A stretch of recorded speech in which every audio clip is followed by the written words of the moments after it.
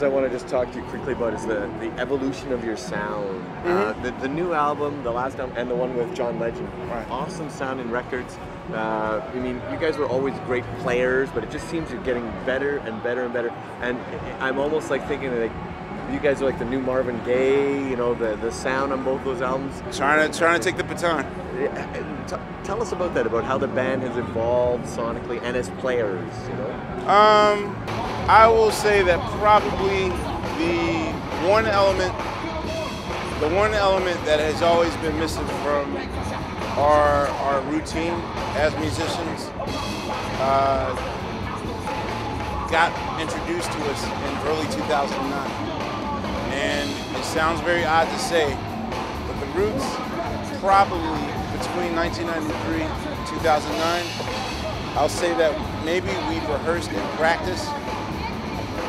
I'll be shocked if I can say that we've done over 10 practices. I mean, because we've always been jam oriented, and we've always been sort of. I never wanted to snack before the meal. I never wanted to.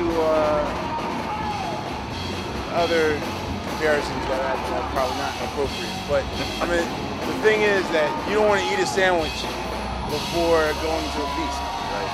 You want to be surprised. You don't want to read the Wikipedia notes before going to the movie. And that's how I always viewed practice. So for us, practice was always. We would consider, what you just saw tonight, we would consider practice shows are better than the main shows. So say if we were on our way to Toronto, we would probably say, okay, this is a practice show, and then the real show is going to be Toronto. But I always noticed that between the cosmopolitan cities that were the real shows, like the Parises, the LAs, the Tokyos, they were always more, not uptight, but we were so, not stiff, but it's kind of different when you're in LA and industry people watching you, as opposed to being in some small college town where there's no pressure, you can be yourself. So these are sort of like those shows where we're much looser and we're having fun with the artists. And once we got a day job at Late Night with Jimmy Fallon, right? It was weird because they sat us in a room and we're like, okay, so what are we supposed to do? Like write songs? Like it was really hard for 2 weeks to just be in a closed capacity, looking at each other and like, what, 1, 2, 3, and like this feels weird. It's like being naked. But we got out of that uncomfortable, awkward stage maybe after a month, and then we heard the results. We started songwriting more.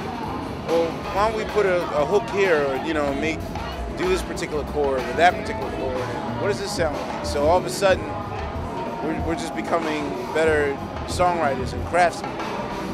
And I'll say that since 2009, like with the How I Got Over album, with the Wake Up album, we also did Duffy's second album. We did Booker T. Jones's last album.